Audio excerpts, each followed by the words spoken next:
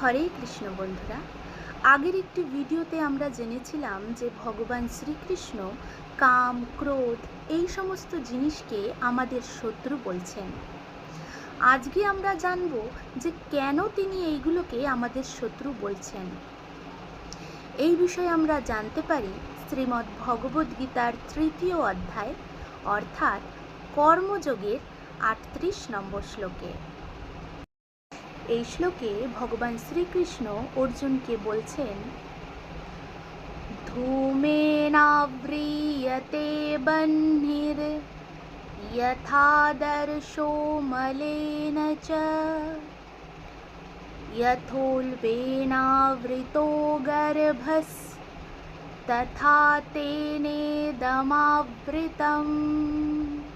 অর্থাৎ যেরকম ধোঁয়ার দ্বারা আগুন আর ধুলোর দ্বারা দর্পণ ঢাকা থাকে, তথা যেরকম জরায়ু মানে অ্যামনিয়ন দ্বারা গর্ভ ঢাকা থাকে, সেরকমই কামের দ্বারা আমাদের জ্ঞান ঢাকা থাকে। ভস্ম জ্বলতে থাকে আর তার ধোঁয়ার মধ্যে আগুন লুকিয়ে থাকে।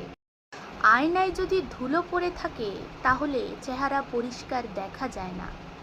সেরকমই এই কাম ও ক্রোধের মতো বিকারগুলি, এই কমতিগুলি আমাদের ভেতরে থাকা জ্ঞানকে লুকিয়ে রাখে। সব কিছু আমাদের ভেতরেই, বাইরে কিছুই নেই।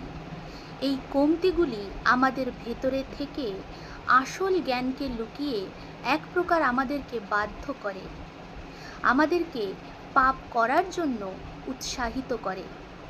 এই জন্যই ভগবান শ্রীকৃষ্ণ এইগুলিকে আমাদের শত্রু বলছেন। রাধে রাধে।